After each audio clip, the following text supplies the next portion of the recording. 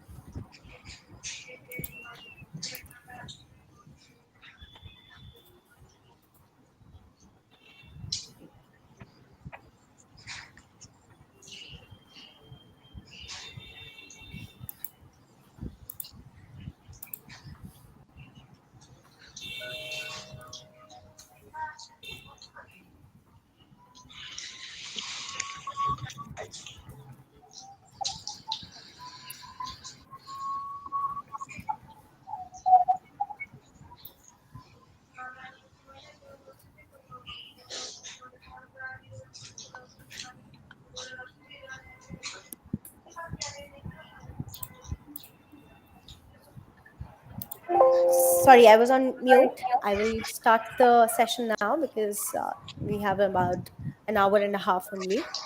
Good afternoon, everyone. Thank you for taking out time to join us today. I'm your host and moderator, Aditi Sayal. I take care of marketing, communications, and content at OT Marketplace. First of all, it's 15 July. Wish you all happy Youth Skills Day. Today's session theme is reimagining youth skills in the future of work. I hope I'm audible to everybody. Yes. Yeah, thank you. So before we go on, I wish to give a little information about what we do at what we do at OT Marketplace.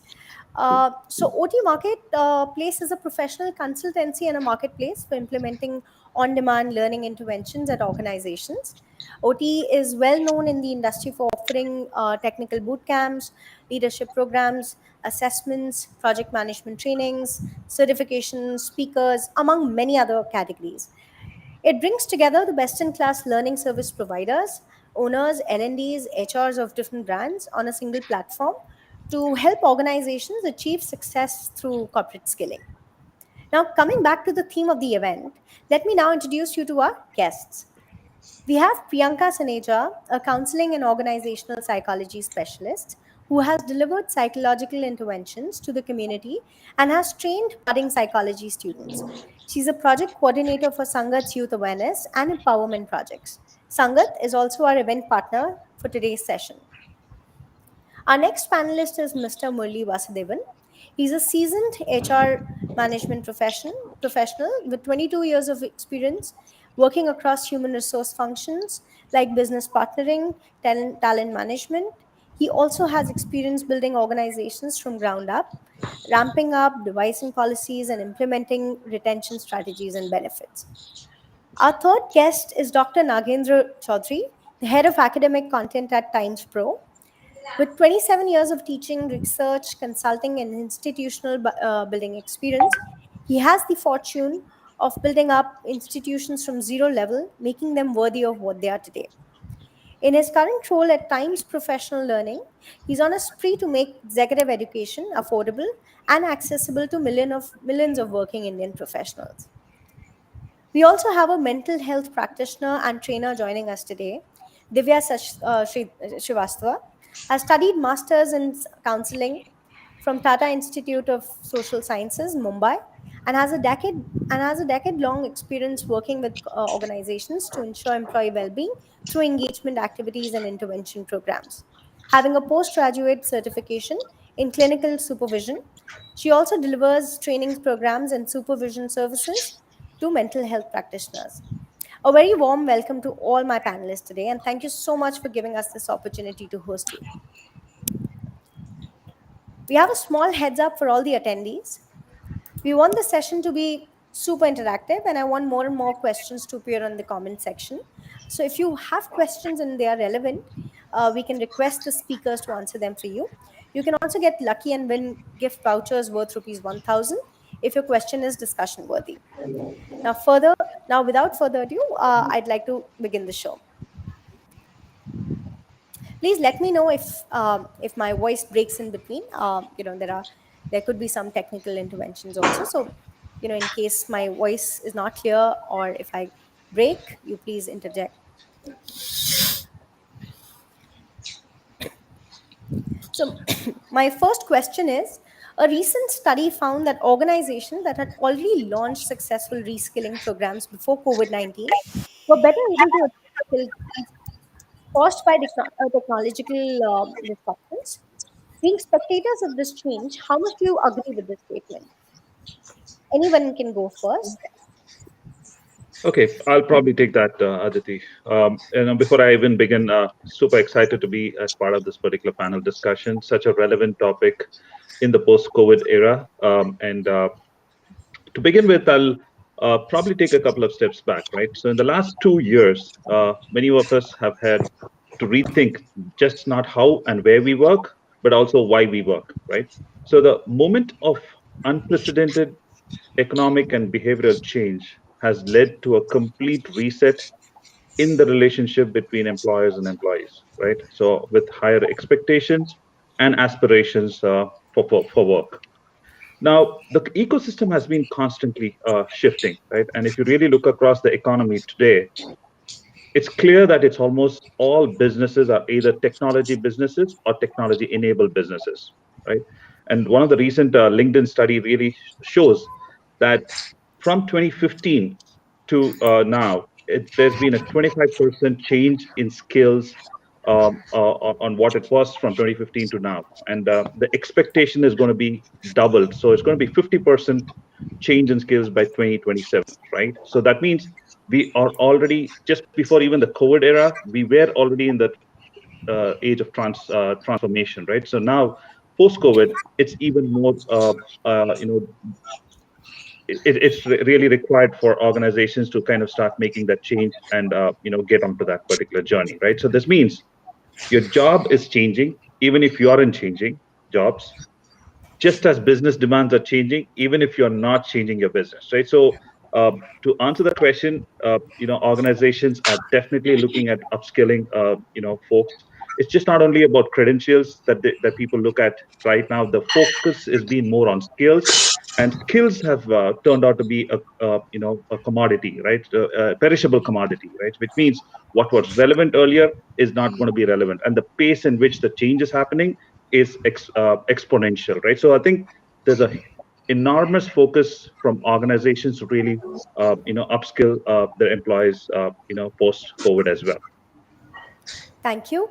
Uh, there's another question. So I also want to know what are your thoughts on the post-pandemic workforce state of mind? Do you think it's happy, satisfied? Is it dragging, or people are sad?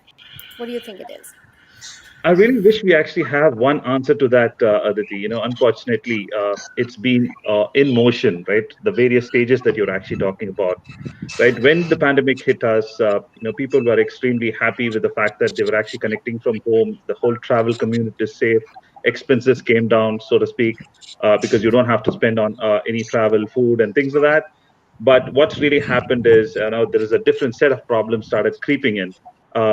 as you actually started working remotely, right? So there was social isolation, depression, a whole lot of divorce cases increasing, domestic violence increasing, right? So there's a different set of challenges that we are actually facing, right? So I think, one of if you're talking about one big challenge HR leader or the leadership in a company actually has, is to see how do we actually manage this entire transition on what people think on how they actually want to kind of work, right? So it's a whole plethora of solutions that we actually have, and as we actually are trying new things out, some things work, some things don't. But I think it's the nimbleness of the organizations to kind of cater to what really needs to be provided to their employees. So if I can add Yeah, here to please. that point, Aditi, I think we are looking at a continuum, right? One continuum is that you have people or the companies who are absolutely happy about it, for having what they have achieved, right? And the other one is absolutely other side of the story. For example, what you look at, why I say happy is that it's something like a valley of death. What Sumatra Ghoshal talked about in his Managing Radical Change. If you draw the similar analogy here, I think what every one of us have gone through some sort of it was a rude shock, and then we started absorbing it, right? And then the third one is that we start adjusting to it, right? And then fourth one is that now we started, I think, having very effective responses, right? I think maybe companies, maybe starting with pharmaceutical companies, retail companies, you name it, I think it's all done, right? Everybody is risk, but it took us time. And the education institution, for example, right? I think that's one part of it. I think you look at the other part is that now many employees I've seen, or many of us have seen, not at a personal level, but also at an individual, at a corporate level or at a professional level, is that we got to see the true side of everybody else, right? That's what everybody Yeah. knows about it. Now, having said that, I think one of the very negative outcome or positive, as you might like to, with what lens that you see it, is that the kind of thing that we have noticed in the world, what is called, is it's still going on, and it's a rage now, and that is called a great resignation debate. I think that why did it come, and what is the source of it? Suddenly, why do we hear post pandemic? I think that is because I think people have started looking at. I mean, people have become very clear as to how they have been. Unquote How to used. enjoy life, maybe. Exactly. I mean, that's what I think. That's one. Having that's Culture of one. workation, the work Yes, culture of workation, workstations, and sorry, absolutely. workation has started. People have started working out of Goa. Yeah. And I So think it gave them a new way of looking at it. Second thing is that for middle and senior people, Aditi, I think that is a big thing, right? I think that's a big thing for us, and somebody like me. I think what I think we have realized very strongly, maybe with a little pain for many people, many of us, is that I think somewhere, I think that the kind of skills that we have developed thus far may not be just sufficient for us to go for, because now I think everything shifted to the DTD, or like you call it the digital world. I think that's where we started assessing our own skill set and then figure out as to now, can I start my second career? Can I start my third career, kind of thing? And that's what the youngsters, or let's say the millennials, as you talk about. I think that's something that they have got an opportunity. That is, earlier our the previous generation, they could have maybe just about one career in their entire lifetime. Maybe the our previous generation maybe about 1.5. Our generation maybe at a stretchable limit, I think maybe about two at best, right? Because of pandemic, thanks to pandemic. I think the this generation, or Gen Zers as we might call, I think now we have crossed millennials as well.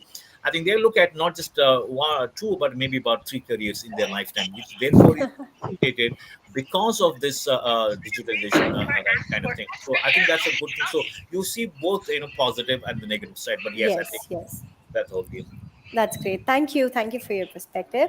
Um, my next question is: do you think there's a gap in the skills and competence of fresh graduates joining corporates these days? People come they join with a lot of enthusiasm, but do you think those skills really, are hands-on? Are they really hands-on with the skills, or is just theoretical? Um, Mr. Murli, would you like to go ahead and Yeah. answer that? I'll probably kind of refer the recent skills report that we actually had, from an employability standpoint, right?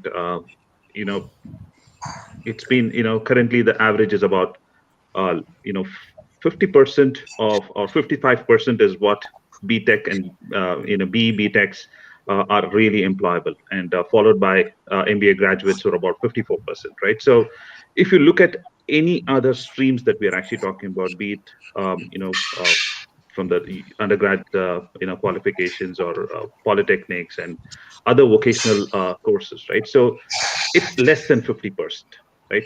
They hover around 40-45% is what they're actually looking at. Now, keeping that situation in mind, right? I think there's a lot going on with respect to work between how companies can actually kind of work with some of these universities and colleges to kind of integrate what could be how the gap could be really addressed, right? Sometimes our curriculums like way outdated for us to kind of keep up with what's really happening in the industry, right? So I think definitely we have a huge gap right now. Companies are also really looking at inculcating domain expertise as well as and when people are actually coached, and there's a lot more two-way conversations which really happen, and people tending to kind of spend time in companies as well to provide that industry exposure and so on and so forth, right? So but yeah, no, the data sure says it all. It's close, about 50% is only employable. I think we have a huge opportunity for us to kind of bridge that gap. Yeah, thank you. So, do you think so? What programs are companies really investing in to develop those capabilities after the talent is onboarded? What do you think is the are the right or the immediate requirements for the company to kind of um, you know offer to the Right. people who are just joining? Right. So there are various solutions that we actually look at, and some of them are the campus to corporate metamorphosis that we actually bring in, right? So which means what we are actually looking at, what is really expected to for them to, because what they actually learn is fundamentals and a lot more theoretical in nature, but I think getting a sense of the process knowledge, our business processes, which are more functional in nature, because skills is something which they actually bring in, right? But I think the relevancy of those skills in the domain that they actually operate is extremely critical, right? So there's a lot of programs and boot camps that we actually organize to ensure that there's a whole immersive learning for folks who are straight out of college, right? So that's something which we're actually looking at, and Dr. Nagendra can actually add in a few Yeah, things yeah. from what. So, Dr. Nagendra, as per your content experience, so can you tell us, what isn't so much demand these days? What are you mostly I think working on when it comes to it? I look at two perspectives. One is what should have been done and where the starting point, Aditi and Murli, and also the kind of thing that they're definitely happening within the companies, right? Now, first one is I think somewhere we're missing the point that about the education institutions, right? If you look at any transcript, because that's where we are starting with, right? When somebody approaches any company, fresher, right? So all that you look at his LinkedIn profile, right, and looked at his CV kind of thing. There is some there is some disagreement between the LinkedIn profile and also the CV part of it. And if you analyze, and we have done that study for quite a few hundreds of people, including me, at various levels. And what we note is that I think somewhere after analyzing, we arrived at this interesting thought, and therefore we are trying to canvas that, Murli and Aditi. But again, I don't have an answer immediate, but at least at a thought level. That thought level is that I think every transcript should also have a skill inventory, because no transcript that you can think of in the country or in the world can I mean, most of the universities, right, whatever degree that we get at a first degree level or at a postgraduate level, or right, nobody actually knows transcript actually capture the skill level. Now that should start from maybe at the 10th standard, right? Because that's when people have seen how the mental faculties are blossoming for every child, right? So therefore I think somebody has to take the pains, or maybe we have to put a very structured system to identify those skills. And therefore, because like I said, if they have to pursue the third career in their lifetime, somewhere this has to take on in a very small level. So therefore, the front end, the back end kind of thing. So one strong recommendation that I would have, or at least I would like to share, is that all our transcripts, right from your SSC or higher education, starting with your 10th standard, whatever you call it, should start capturing in some way the idea of skill in inventory, maybe 4 or 5 kind of thing. Of course, that again you might have to me At least the honest. basic level of skills that are Exactly. needed. So I Yes, yeah. think, for example, I think the best way to go about is I think Like the critical thinking, I was just out of blue, I was thinking about critical thinking. I think happens to be the yeah, I the think most basic skill that everybody should have. I think the best framework, and of course, everybody, we can talk about it. I think the best one, which is simple to understand, but having depth about and also rigor, is the World Economic Forum. It has defined the skill sets in three different buckets, Aditi. Yes, One is yes, the functional level and the critical thinking, and the third one, the competencies. Now, I think, and in each one of them, again, it has identified some skills. So even if you start putting them as an inventory and then they start assessing them, of course, it has to be assessed yes, by objective way. So therefore, the student, the learner, the child, every the student will actually start looking at, because if you look at it, there are many areas where many times where students actually get a job based on their extracurricular activities, not in the main curriculum. absolutely, yes, Yeah. yes, yes. We've Of seen course, that. it's a very good thing, right? So I Hmm. think Hmm. somewhere we are allowing, therefore, we are making a strong case, Aditi, to say that the so-called extracurricular have got to be embedded in the curricular or core curricular. There's nothing like extracurricular any longer, because everything, this is all life skills, right? So therefore, why do we say extracurricular? Extracurricular, as far as most of the students are concerned, anything that is not assessed, they don't take it seriously. So what I'm strong recommend is that we should ensure that there's all these assessments or all the skill sets have got to be embedded in the curriculum, and therefore they get assessed very objectively, and therefore they get to see as to how long they can go as for proficiency level is concerned. That's one. Now that's one part of it. Other part is that definitely every company have during the pandemic you would have seen every company worth its salt has conducted a lot of webinars internally, and also they've allowed employees to attend a lot of other webinars organized by different experts. For example, I think one of the most popular one that we get to see is that the mindfulness, right? I think that's something Yes, right. I think the yes, people yes, who are, I think they're going through. I think every family has went through some sort of traumatic situation, yes, because yes. I'm sure every family has got some other sad news in terms of some near and dear ones have lost, or they have lost their job and things like. So I think all of and good thing is that I think they definitely helped us to look at the other side of the ecosystem that we have seen. So therefore, I think that's something that we have seen it right. Every company has gone came out of the way and started conducting these webinars to ensure that they're pepped up, they're kept in the mental health is safe, and therefore they're not looking at the wrong side of their bed every day. And also now, I think what Murli is asking is that what is that the companies are doing. I think definitely, I think we a lot of companies have started looking at training them up, reskilling them up, or sponsoring some of these high profile or high performing. Certification courses and all that. Yes. Exactly. So I think that is something that has happened. And again, thanks to now, because of this great resignation, people have got into now. I think we don't want to jump into that, but I think it's all about talent management, because which comes to definitely like marketing. Also, you have the same analogy, that is, it's much more easier to retain a customer than to acquire a new customer. The same analogy or logic applies to employee retention as well. It's much more easy to retain a very high performing customer. I mean, the employee. And then again, so therefore, I mean, you see varieties of programs being conducted, or initiatives being taken by the companies. But trust me, I think whether it's a startup, whether it's a government company, even government companies have become very, very vocal and very, very progressive in terms of look at a company like ONGC, for example, the kind of HPSA, and they're very less talked about, trust me, but then they do phenomenal work as far as encouraging their employees is concerned, right? And of course, we have all the biggies, we have all the companies from all the sectors, manufacturing or service sectors. They do extremely well, right? And in Right. fact, service sector, I think people have gone because they have become the frontline workers during the pandemic, right? Look at retailing, look at Yeah. logistics, look at Yeah. healthcare. So all All in that. all, you're saying that people have become more sensitive. They've actually understood the idea of working in different domains, and it's not just about working out of office, but also remotely multitasking and working on multiple other things, looking at your family, looking after your colleagues and everybody in the family, and otherwise also whoever is there in your life. So you've become sensitive as such. So the other question, the very important question connected with this question was, as per research by a renowned forum, the most common signs of burnout include feeling like there's little or no control over work, getting no recognition or rewards at work, or job expectations that are clear or too demanding in an environment that is of high pressure, or a chaotic environment, work environment where you don't know what you're expected to do at all. How much what do you think? How much are organizations focusing on mental health of workforce? Divya, would you like to, being a mental health practitioner yourself, would you like to kind of, talk about some examples here? Of course. What workforce? Yeah.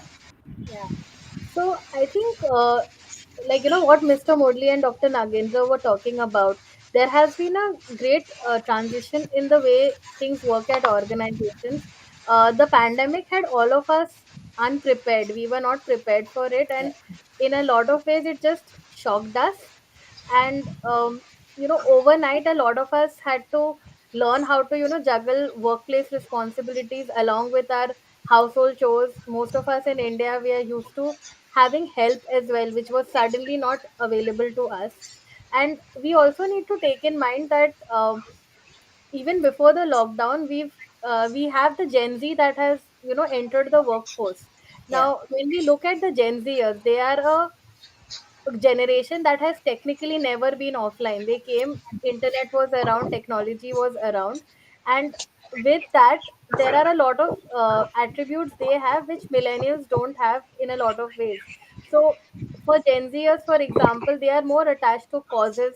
They live in a world where social media was coming in. They've been literally at the heart of it, and for them not being appreciated for the work they are doing, it is Hmm. a big deal because they are used to likes. It does play a role in their self esteem, like how many videos, like views their videos get, or how many likes they have on Facebook, Instagram. They are a generation that has lived through They're a that. TikTok generation, basically. Yeah, So they have they're, that. Yeah, yeah. maybe TikTok is a little more suit for them, but yeah, the reels, the TikTok, the Instagram, Facebook, or Orkut also. It came while they were just growing up in the prime of their teenagers. So a lot of their self-esteem and self-worth is related to extrinsic factors where they are being awarded, where it's manifesting externally.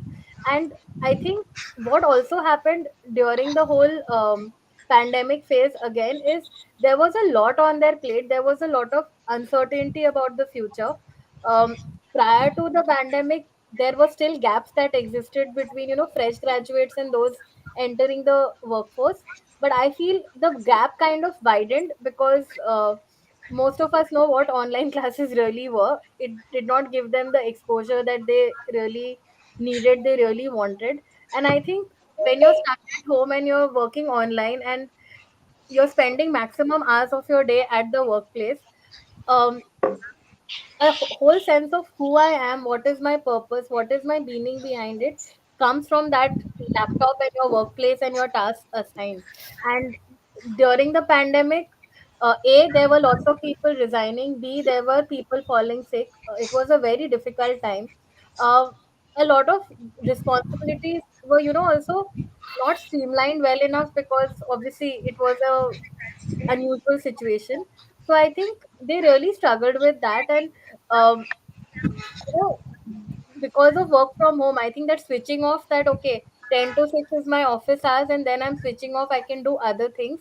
I think that never really happened for them, and which is why burnout is such a real thing. And while I feel organizations are honoring it, and because mental health, unfortunately, I feel um, it has become a buzzword, okay, and there is genuine awareness that yes, it matters, but I feel when it comes to investing in the workforce or investing in the mental health of their employees, most of the wellness Companies service, are not doing justice with I that. feel it's Yes, I wellness realize that. service. Like Yes. October is my busiest month because it's mental health awareness month. Those companies, they but reach it's out to just me the rest but of it's the just year. during the month that, Yeah, you see all or social like, media yes, engagement happening, but nothing otherwise. Yes, I yeah. totally get it. Priyanka, would you like to add to this discussion? Yes, absolutely. Am I audible? Yes. Yes. Okay, great. So I would like to add that firstly, burnout. What is burnout? Burnout is a psychological syndrome which we characterize as having emotional exhaustion, having feeling of cynicism, having reduced personal accomplishments. So the factors that you mentioned earlier, I would see they as a precedent, which is they contribute towards burnout, and they're also signs that help us understand that people are burning out. Now, what happened during the pandemic is that there was an entire shift in the way we see work. So it was very transitional.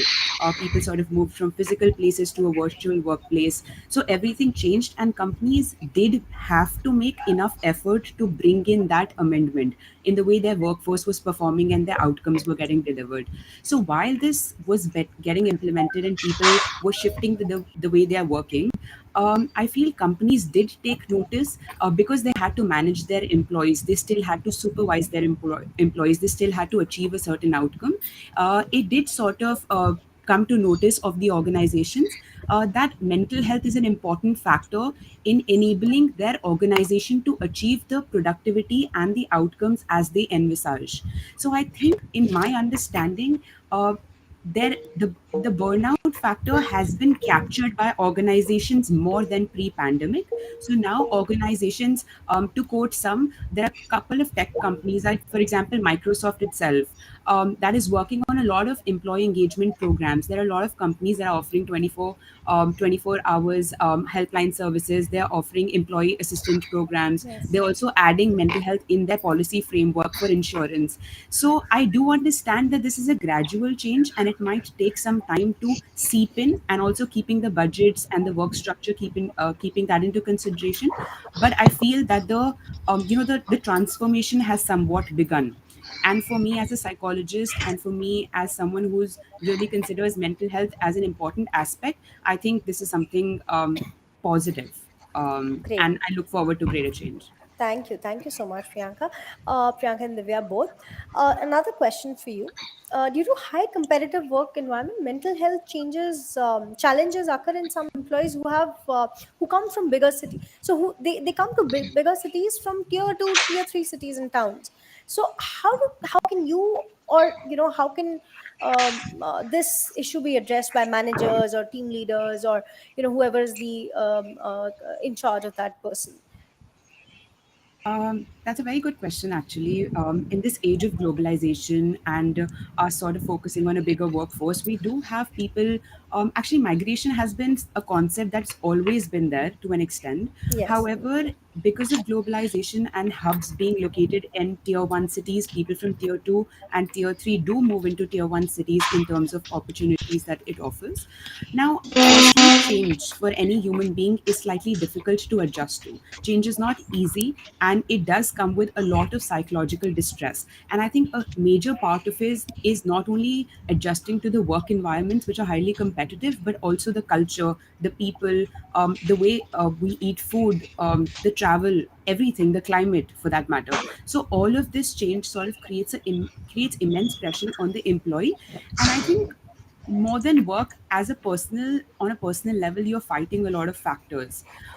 How can companies address this? I would say, firstly, Do you like think? Do like you an think? I'm sorry to interrupt, but sorry, do you yeah. think personality development, or maybe soft skills can also be one of the major issues why the confidence is not there in these folks who come from tier three cities? I mean, they can be exceptional engineers. They can be great techies. In fact, they are great techies. But then how can companies really focus on personality development or soft skills in this case?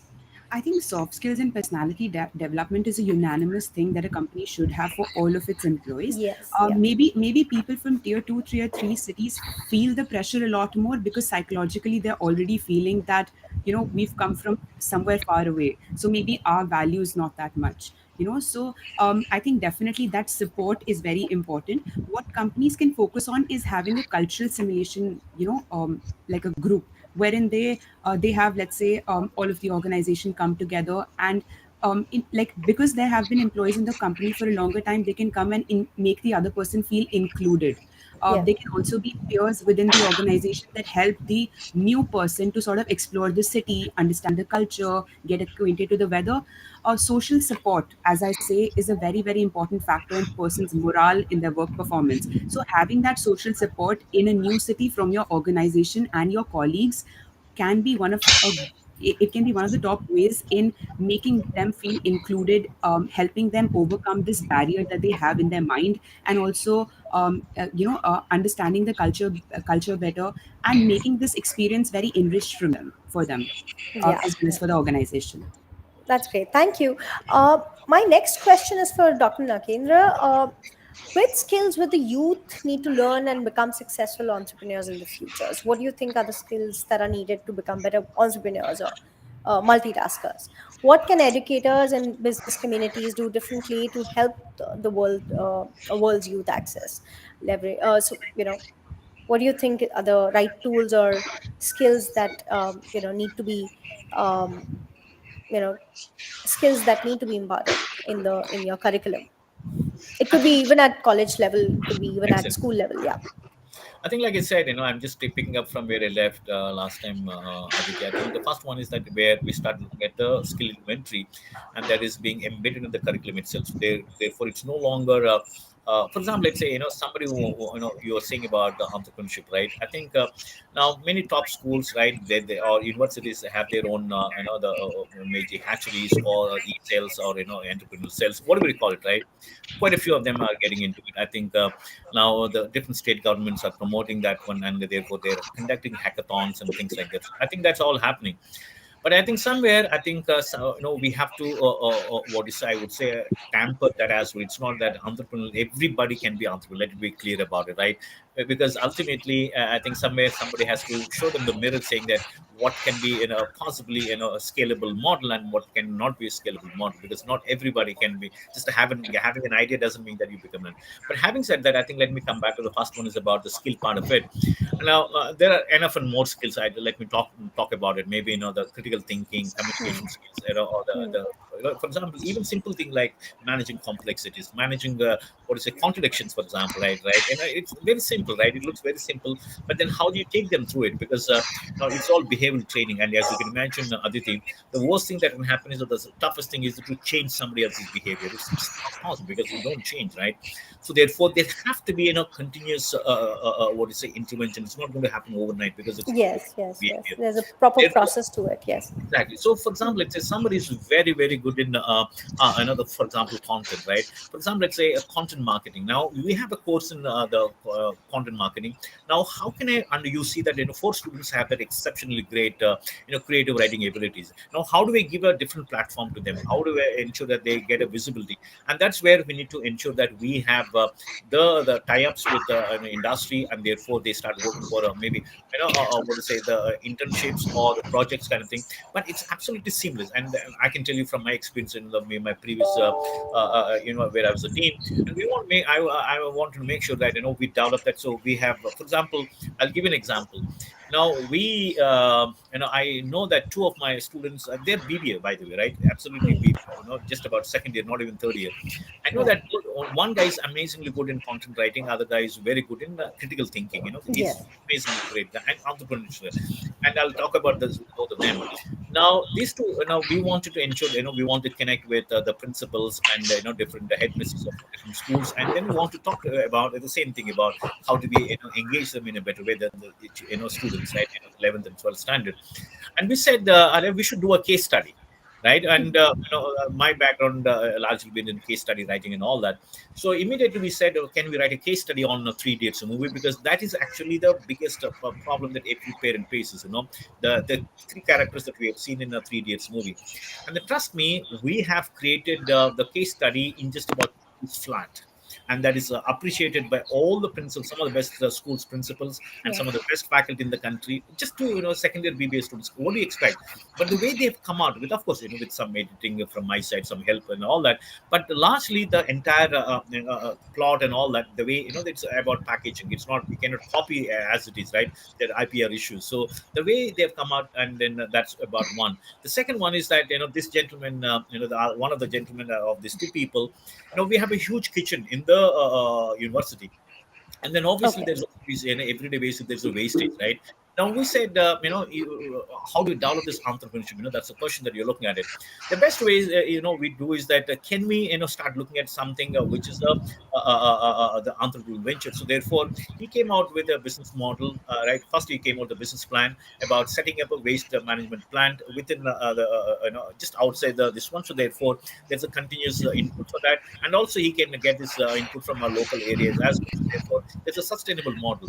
And trust me, I think we took about, I think, 4 to 5 months or so, and then it started the small scale unit, and it is functioning very well.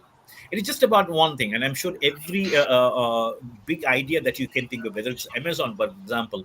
Amazon, for example, I think you would know that he used to work for the Shaw company, right? Jeff Bezos, and then he gave a business plan to Mr. D. Shaw himself. I'm talking about early 1992, 93 kind of thing.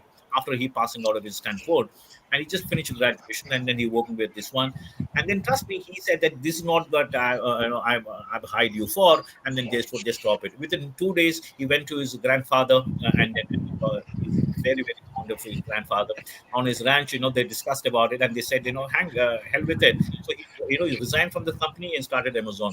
Otherwise, imagine it would have been a great thing. You name it, I think we can go on talking about it. So I think Absolutely. Yeah. we need to create that intrapreneurial culture, Aditi, because before somebody becomes an entrepreneur, right? You have to become intrapreneur. Intrapreneurs within your own segment. For example, let's say maybe Aditya, maybe a Murali. I'm sure within our own working environment, right? Whatever company, there might be small idea that can be scaled up to a different level, or maybe a different business idea lens can be given.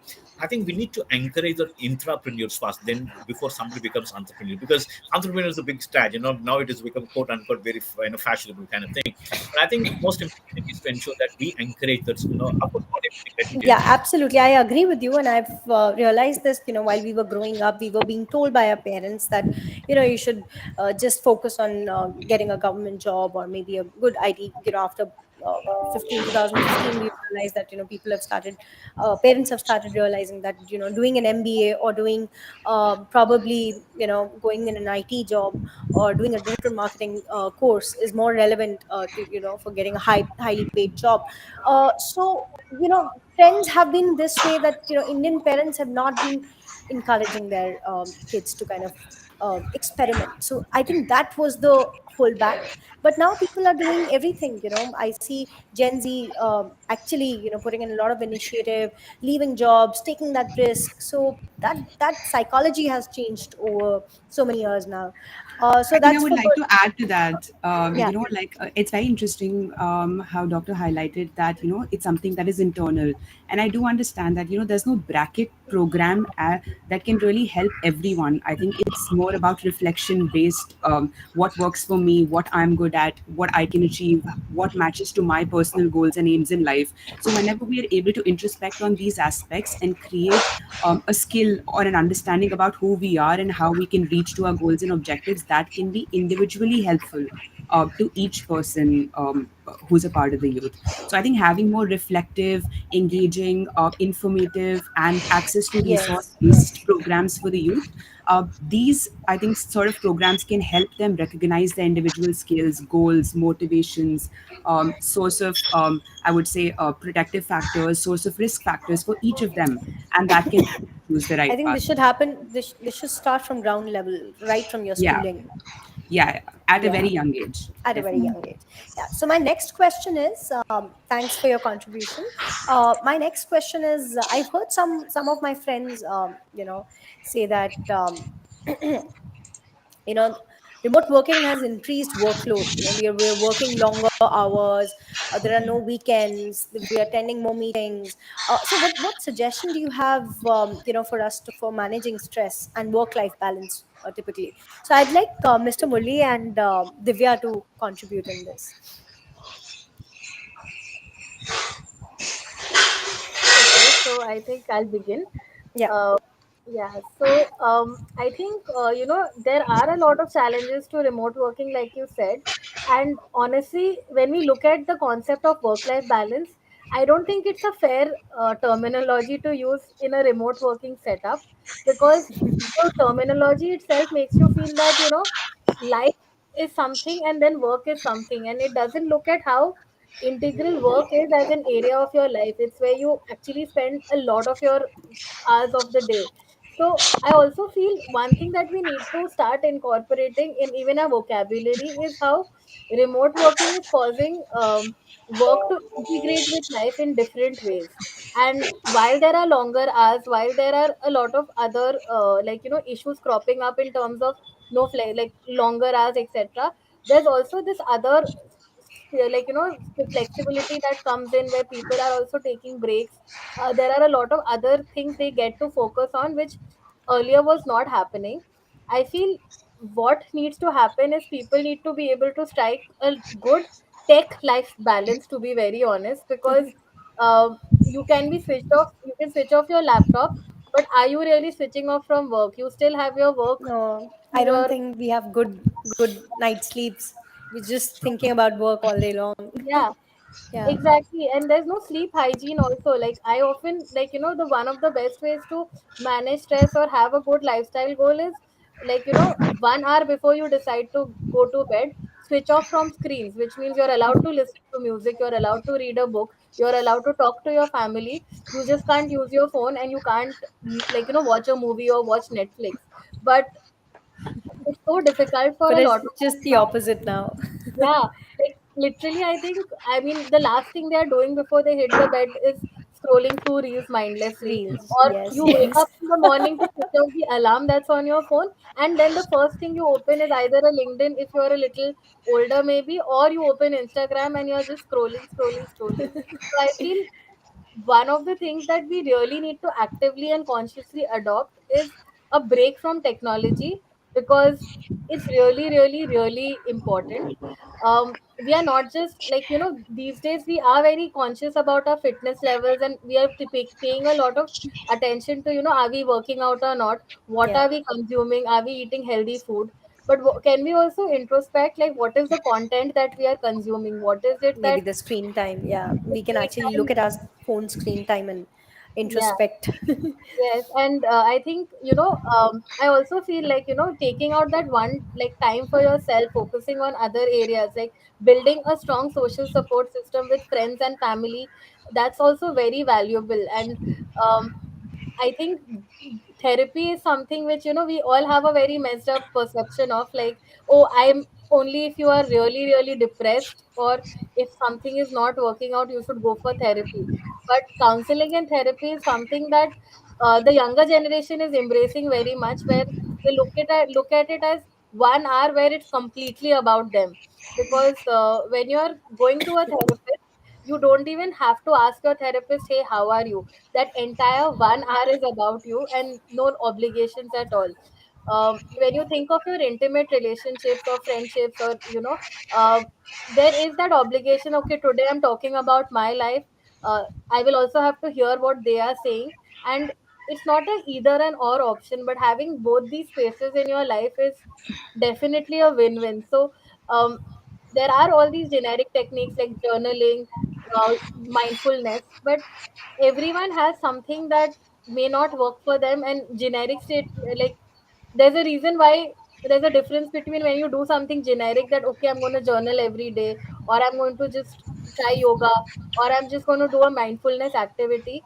But visiting a mental health professional can help you identify strategies that work best for you, because they're customized completely for you based on your interest levels. Another last point that I would like to also add, keeping into the perspective, this whole Gen Z millennials, Hmm. we've all turned our life into a productivity challenge. So, like Dr. Nagendra was saying, that many of them have extracurriculars also becoming a career option for them, which is great. There's nothing wrong with that. We are promoting side hustles also in a lot of ways, where you have a day job, but you are great at mandala art, so you're making something and selling. But can you also strike a balance between side hustle, passion project, my actual career, or however it is, and something that I can do which has no productivity angle? I love reading books, but I'm not going to turn it into a productivity challenge of reading 52 books in a year. Or, like, what if we could just stop from that and just not run that? Enjoy life. Yeah. Yeah. Actually embrace life. That's what we need to do. That's what COVID has taught us. Thank Yeah. you. So, Mr. Mulli, what do you think? Is the work really happening with this work from home scenario? Is this working? I mean, Right. is can So that be I think implemented in future? yeah, I mean, one is there are different studies which have actually proven that this whole concept of work-life integration is something which will be the way forward, right? So uh, you know, pre-COVID era, even for example, just going to a bank, requires to take the time off at least about a half a day for you to kind of step out and finish it, right? So, but now I think a lot more can be actually worked around, in terms of the schedule and in terms of how one needs to kind of take on work. But at the same time, what companies are also kind of trying to give, there are various mechanisms and solutions that they actually have from a policy and guideline standpoint. But the point is, it ultimately boils down to the individual, right? And what does the individual do to manage specific facets like your social well-being, mental well-being, and your physical well-being, right? So that's something which will ultimately is the onus of the individual, right? There could be so many programs, but if the individual is not really conscious about it and deliberate about it, no matter what, nothing will actually kind of work, right? So that's the point that we try to constantly tell people to kind of own up for it and take it on from there. Right. Thank you. My next question is, so 60% of the CEOs say a strong upskilling program positively impacts their company culture. So, in your experience with Walmart, is your organization also, able to impact retention techniques with skilling? Do you think if you upskill your people in the organization, they feel they feel important and they Right. don't leave the company? Do you think that's there? Well, I'll probably kind of make it a little bit more generic, right? And address this particular question, right? We currently going through this whole, the resignation era, right? The Yeah. great resignation that people term it. You know, companies are really, really struggling to keep the great talent, right? For example, if you really take um, LinkedIn users in the US, there are about the jobs changing is actually in rose by about 30% in 2021 as compared to the previous years, right?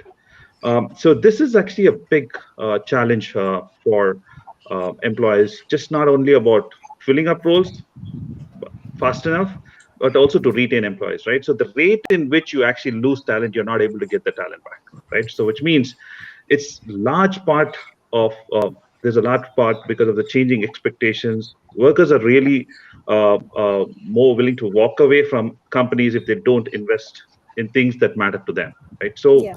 uh, so what really matters is, the workforce considers opportunities to learn and grow as a primary driver of a great work culture, right? Do you think that's And even that's more important than being paid?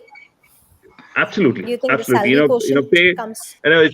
Such a misconceived notion that pays, typically is the reason. Pays are just an outcome of it. But the point is, there are the triggers which really kind of matter, right? And if you really look at the data, it's only 52% of the employees feel that the managers are really concerned about their career, and in terms of investing time for them to learn new skills. And I think it's just not good enough that we actually talk about it. It's more a mindset change that we need to bring about in managers and the leadership team, and it has to kind of has to be a top-down approach, because sometimes people so get taken up with the day-to-day deliverables that there is not enough time and effort really being Hmm. deliberate about investing in upskilling the workforce, right? So I think by caring about employees and careers, investing in their skills, anchoring them to the new roles, and provide all the support mechanisms which is really required, will just not only help employees but also the companies as well. And it also does definitely gives a little bit of an edge over competition as well. And data also proves that if a company is doing all this, they are able to retain their employees twice as long as their peers as well. Just a last data point I'll probably add in, right? An Hmm. ability to retain employee, is on an average of 5.4 years if the company is really investing in them, and if they don't, it's less than 3 years, and that's a huge differentiator in the current, competitive landscape that we are actually talking about. Absolutely. So this is just a reminder for the audience. We want more questions coming in from your side. You can ask questions to our guest. Also, please remember there's a gift voucher that we're giving away for best question.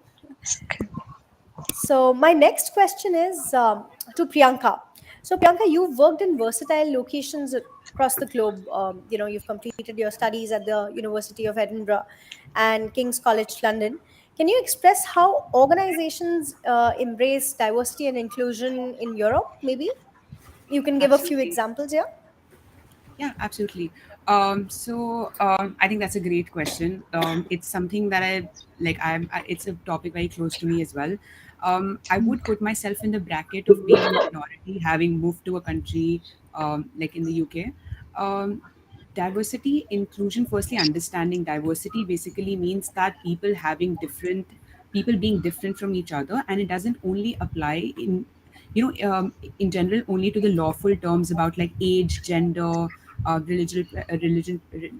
gender identities, or any sort of identities, but it also applies to how you are as a person, your personality type. It also applies to the skills you carry, the experiences you have, and even like a very interesting mix of all of that that makes you different from the others. This is what diversity largely comprises of. And organizations do understand the benefits of having a multifaceted workforce and teams, and therefore diversity is highly appreciated. And by inclusion, it not only means that there's an equal opportunity for a person with different with any difference in them to be accepted onto a role, but I think it also means that um, the differences sorry but I think it also means that the differences between people are celebrated. So inclusion and diversity in general is something I've seen a lot in the UK. It's considered very serious, and especially in the organizations I've worked with, whether it's King's College, University of Edinburgh, and NHS. It's highly celebrated. Some of the examples that I can give from my personal experience is very first when I went there to Scotland. I think everywhere there was like disability ramps, toilets, desks made, chairs made. So again, we're trying to include like different people with different needs in the same environment. So that was one of the first examples that I saw. Having like having leaves, whether it's leave for maternity, and fathers did get leaves as well. So this is Yeah, again yeah. an inclusion criteria. So it like I mean, in most places I think a woman gets a leave for a stipulated period of time, but in the UK, a couple of organizations that I worked with, they gave the fathers 6 months leave as well, just to be at home to be with the child. So I think these factors, as well as a couple of things like we did Pride have, Month. yeah, Like, Pride Month. yes, It's widely absolutely. They celebrated. Yeah, widely and it's celebrate. something, yeah, it's like that celebration is just something that they're very happy about. Like it's very embracing. And even they celebrated things like being an Indian, they celebrated Holi, Diwali, everything. And it was not only Indians celebrating these festivals, but everyone unanimously coming together and going for an event for Diwali at the university. And it was vastly organized. I think like it was vastly attended, and it was encouraged, and people were so happy about it. So I think some of these factors that I saw and experienced, also there were smaller groups. So however you identify yourself as, and people can have different takes on the identity. So there were smaller groups in which were created by the university itself for people to meet and share their experiences, collective experiences, so they feel more included and comfortable. There were grievances cells where you can go and talk to anyone. There was provision of mental health services for everyone, which I think is also a factor that helps us understand that if I'm different, and if I'm feeling unhappy in any way, I have support, and there was always ready support. So I think in some ways the organization's policy of diversity and inclusion and equal opportunity, that's how they term it. So it's diversity, inclusion, and equal opportunity. So I think this policy is a top to down way in which organizations try to create that culture amongst each of its employees, that we all are here, we all of us are different, and all of us can celebrate this difference, and all of us are here to put these differences together in a beautiful way and deliver something that's exceptional. So I think that kind of an ethos, that kind of consideration, compassion, and willingness to include people of different backgrounds, different skills, different cultures, different age groups is something that is great. And I think one more example I would give here, which is, the ease of with which you can talk to people of any age group. It doesn't matter. So I think this is also in a very small way diversity and inclusion. Like if I'm in a group and I'm working with doctors who are uh, older to Yeah. me Yeah. considerably and more experienced, I was never looked down upon. My opinions were never considered that, okay, you don't know anything, you are too young to answer that. You're equal, and you had equal chance of taking up the stage and saying what you have to, presenting your ideas, and they were considered equally. So I think in so many of these ways, I feel that inclusion and diversity is very, very well celebrated there. And I think that made my experience over there exceptional. Like I have a soft corner for the country and the organizations I work for, is Great. because they were just, yeah, exceptionally inclusive and celebrative about the fact. Thank you. Thanks, Priyanka. Um, Also, I have a very interesting question for Mr. Nagendra. Doctor, how do you define a millennial's mindset today? It's very difficult, to be honest, but nevertheless, whatever little I can share with you, because we have done some cases on them. I think first thing is we need to realize that they come with the contradictions. I'll just give you an example, because Yeah. again, based on some research. For example, let's say somebody who is a recently minted graduate, right? He walks into an office, and then we have seen it again. Whatever I'm saying, because after having done some research on this, he walks into office, and within maybe 2 hours or 3 hours, he expects a laptop and all the other things that that come with it. Your visiting, I mean, your ID card and all the paraphernalia that should come with within just about 2 3 hours. But at the same time, he also respects organizational structure. Now, I don't know how do you manage these two things, right? Two extremes, right? And that's what I'm saying. That so therefore, if you ask me, if I have to define in simple word, simple acronym kind of thing, Aditi, they come with what is called as a basic BASIs, right? Now, one is that the B stands for brand loyalty. I think they have exceptional brand loyalty, right? I mean, again, I'm talking about and contradictions. Please view everything from the point of view of contradiction. So therefore, Yes, yes. they don't mind going and buying from some payment shop. I mean, what is there on the payment, but they don't also mind going to one of the most expensive shops in the mall and then buying it. I mean, that's the kind of a breadth that you're talking about. Brand loyalty. Please look at from the point of view of both extremes, not just Got one. it. Yes. Another one is definitely they have attention deficit. Now that's a part of basic, right? Attention deficit in the sense that, and because they're inundated with so much information, what do you expect them to store? What do you expect to remember? What is served out or dished out as a fact yesterday is being proven as a fallacy 3 days later. Now, what do you expect them to do? So I think that's what it is. So at the same time, they're using their own lenses to ensure that they are while attention deficit is there, but they also reserve and preserve those facts, and they all obviously take it out as a memory. So that's again the second one. And if you look at the the third one is very interesting quality that they have, this share. Now that is something that they're not holding it. Either it can be information or it can be anything of physical things or material things. Now, as and when there is important, right, there is a need. For example, they go out and reach out to people. It can be within their vicinity or within their community, within their locality, or within the. Now, imagine for a moment, why do you think this crowdsourcing platforms are thriving? Because somebody like you and me are actually participating in them. We have no idea who is, maybe somebody from Denmark must have put something about some event, some issue. Maybe you contribute in whatever way that you can, or somebody has put in from Trivandrum, somebody has put it from Kashmir. All of us have, I'm sure, participated in some way or other, right? So humans are absolutely very, very alive to that kind of thing. That's a S part of basic, right? And then I is absolutely independent. They are independent, and we get to hear and a lot of sad stories. When, and even today morning I was hearing two unfortunately, they are the children of two imagine anticlimax. Both of them are the children, happen to be the sons of two the head of institutions, and their fathers happen to be the president or the CEO of the universities. Imagine, because that they were forced to in some stream which they're never interested. and therefore he just committed suicide. That's it. I mean, we're gone. So No. therefore, I think they're very independent, very independent. Please observe. But again, you're most welcome to guide them. You give them advice, but then we have to draw a line as to when it becomes unsolicited advice. I know that's what it is like. And the last one is definitely, I think, what we look at is, from the point of view of, the basic part of it is that they also are taking very active part in what is a promoting a cause or being a part of the cause. It can be, left wing, right wing, that let's not worry about it, but everybody wants to be a part of, promoting some other cause.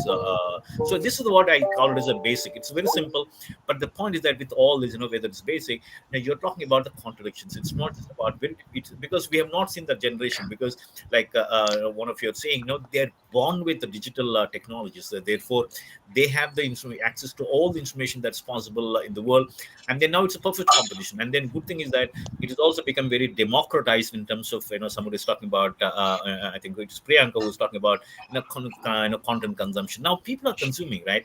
I think again there's a comment about, why the people who are coming from type 2, type 3 cities, will they face any resistance? Actually it's other way around right now. I think people have become more confident because it's not working out. This is not working out. I can jump into something and else do it myself. I think that kind of thing has definitely happened because of maybe something to do with we are pushed to the corner and therefore we become innovative. That's also there. But I think from the point of view of millennials, I think we have to be extremely careful, or I won't say judgmental, definitely, but I think we get to see. And those of you, I think since each one of you, have been dealing with a different side of millennials, I think they come with this very interesting mindset. Yeah, thank you. Mr. Murli, would you like to add to this? I'd like to know the HR's point of view also. Right. So the interesting part is, when it comes to millennials, right? The way we actually look at some of the, uh, you know, poli- policy designs and things in mind. It's not something which we could just generally launch it, right? So we first try to understand what's the need that it's going to address, and what are the challenges that they actually face, and that's when we go about plugging those information into our organization policies that we actually have. There are, from a data standpoint, we also trying to track how these people are engaged, what are the things which can actually influence their retention, and programs are primarily designed based on that, right? So definitely the challenge starts coming in when you actually have folks who are millennials trying to have managers who are actually Gen X or Gen Z, Gen Y as well, right? So that's when the expectations mismatch really happen, and so there's a lot of sessions which are conducted as well to ensure that this gap between millennials and the managers who actually are Gen X and Gen Y, we're able to address some of those issues that crop up. Thank you. So we're almost, sitting at 4 o'clock. So I have a great question from one of the audiences. This is from Kritika. She says, she asks, Gen Z is very concerned and aware about aspects like toxic workplace, work relationships, boundaries, etc. What is the best way to align the employers who are millennials or older generations about the changing mindset? How can you actually, make them aware of what they like and what the younger generation is liking? No, I think If I it's can, just yeah, go ahead. go ahead. So anybody, Go ahead. I want everybody's perspective in that, sir. I think let me take it. I think we have again both situations here, Aditi. I think one is that we have seen companies. I don't want to name them. Some of the very old family business companies, where they have seen. I know it's into automobile manufacturing, and what down south, by the way. what they have witnessed is that their entire all these manufacturing plants are having with people with that kind of age, so beyond 50 plus years. And then if you look at the next rung, so there's so much wide difference, right?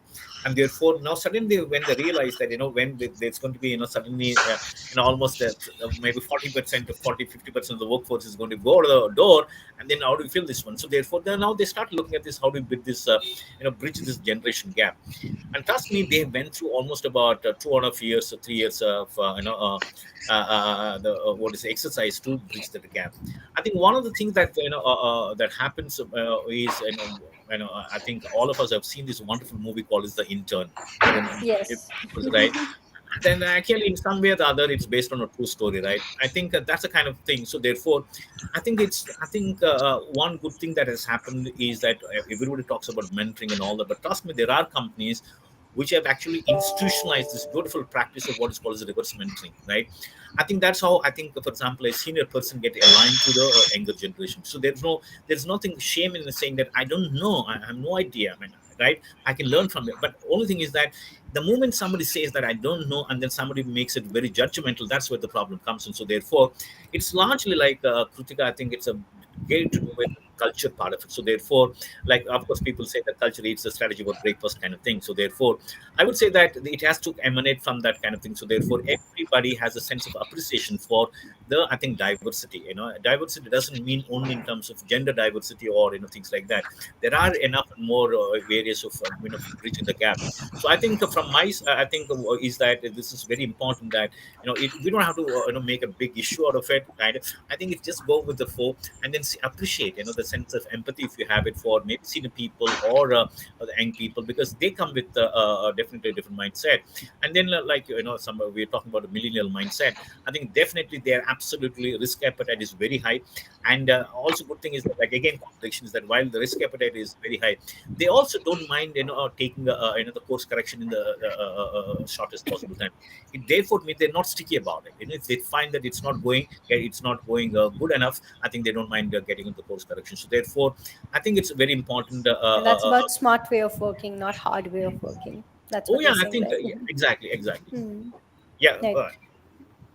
Yeah. I would like to actually add to that. Yeah. Yeah. So I feel that the millennials are more, I would say, coming back to the question that we had earlier, I think they were more confident as well as more curious. So yes, that there is more awareness about workplace practices, work relationships, and boundaries. And also the question that you asked, Kritika, that how can we align, again going back to the diversity and inclusion sort of an understanding, if a company and if people in general are willing to understand that we are different and that we have different we have different understandings of how work should be, like we have different approaches to work. Something would work for you, something would not work for you, something's different from me, something's different for you. But at the same time, we celebrate these differences and understand we're a part of a team and here to contribute together towards a common goal. That alignment can come in. But I think that really relies more on inside your willingness to be able to form a team and be part of an inclusive environment. Right. Mr. Murli, what kind of examples have you got, in your career, where a person comes to you or an employee comes to you and tells you that, oh, I can't handle it anymore. This is a toxic work environment. I'm not able to, gel well with my colleagues. Nobody talks to me. I don't like to come to workplace and work. So, have you had those questions have you had those experiences in the past? No, all the time, and this is a pretty common problem that people actually face. And I think it has to be handled very tactfully. It's not a brute force method that you actually can apply or provide feedback. And I think it's really important for us to really understand both sides of the stories, and help each other through a formal mechanism of how do you subtly provide feedback on how individuals can actually start working together. In fact, there are different tools that as a company that we've actually implemented, the whole 360-degree feedback, right? And that's a very nice and an anonymous way to get feedback in terms of how the managers actually treat individuals, to address some of the generation gap that we are talking about. And sometimes it does result in where people are not able to handle it. That's when we make it a little bit more obvious, and the feedback mechanism provides a lot more detailing. Hmm. But I think it's really important for us to handle this with a little bit of a care, and so that you don't worsen this further, right? So Right. definitely different methodologies, feedback mechanisms, and tools which are actually implemented to circle back with feedback, and reverse mentoring, which Dr. Nagendra spoke. I think there are various ways to actually address this. Thank you. Now, before we end the discussion, I'd like Divya to kind of close and maybe answer this question for Kritika. So I think a lot of points have already been covered, and I think the most important point is what Priyanka also spoke about earlier, that we need to bring in diversity, inclusion, and equal opportunity in the workplace. And I think running workshops for this is a good start, because we have to start somewhere. And we also need to realize that every person who's working in an organization is a conglomeration of many identities, and not and every identity that we have is associated with certain privileges, certain expectations. And therefore, I mean, I can see the scenario changing these days, but I remember, like, maybe even 7 years ago, the moment a woman starts talking in a conference room, immediately the phones come out and suddenly you have a meeting to tend to, and your voice is not even being heard. And a lot of cultural change has to happen in the organization, where I feel open mindedness is a virtue.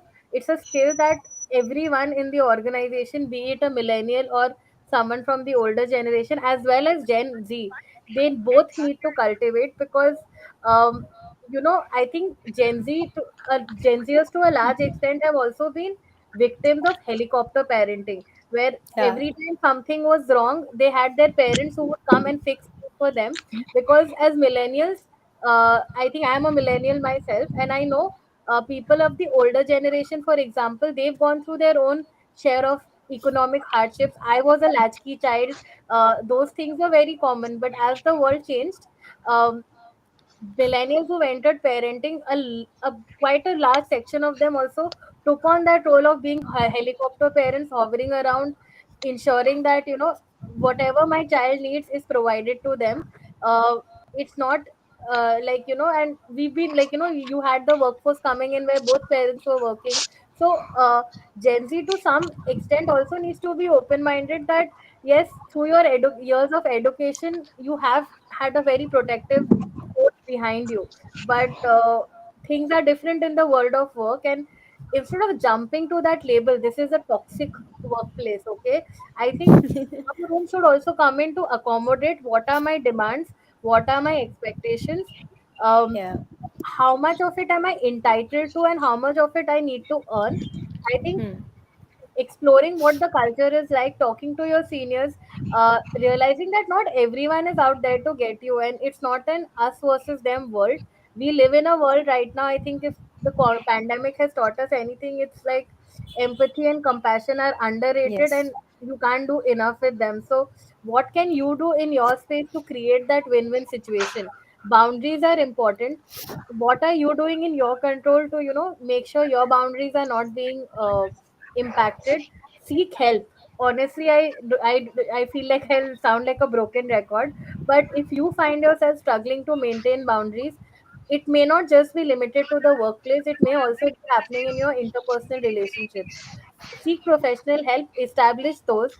um, if and notice if there could be red flags the organization has, where if more than one person or a group of people are feeling excluded, that is a cause of concern where the leadership team definitely needs to get involved. It has to be a top down approach, but also a lot of reflective practices in terms of what am I doing to make sure my boundaries are intact, what am I doing to cultivate positive work relationships, find meaning in my work, and what can I do to ensure that there's a two-way dialogue happening in the workplace. I think that would be a perspective Gen Z, millennial, everyone can adopt. hopefully build a better workforce. Yeah, yeah. Thank you so much, Divya, for answering that. I think we're coming because this was our last question. We're closing the discussion, so I'd say it was a very interesting conversation today, and I hope you all enjoyed it. And also, the audience must have taken some cues for corporate skilling. Unfortunately, we were time bound, so that's why we couldn't really ask all the questions that came from the audience. But I guess we didn't bore you. And if you have any feedback for us, you could let us know on LinkedIn or visit the website ot.market and reach out through the contact us section. Thank you, speakers, for your time. Thank you, audience, for participating actively. We've received so many interesting questions. Thank you so much. We're going to keep quoting them to our guests even after the event. For the speakers, there's a tiny token uh, t- tiny token from Moti's end. These are small planters that we're going to send you at your address, and we hope to align with you maybe for later um, events as well. And yeah, that's how we're going to do event every other month. We're planning to do events every other month. We keep doing it, and we'd like you to have more conversations with us like this. Thank you so much. Thank you so Thank you much. so much, Thank Appreciate it. you. Aditi. Thank Thank you. you so Bye. much. Thanks. Bye bye. Bye. Thank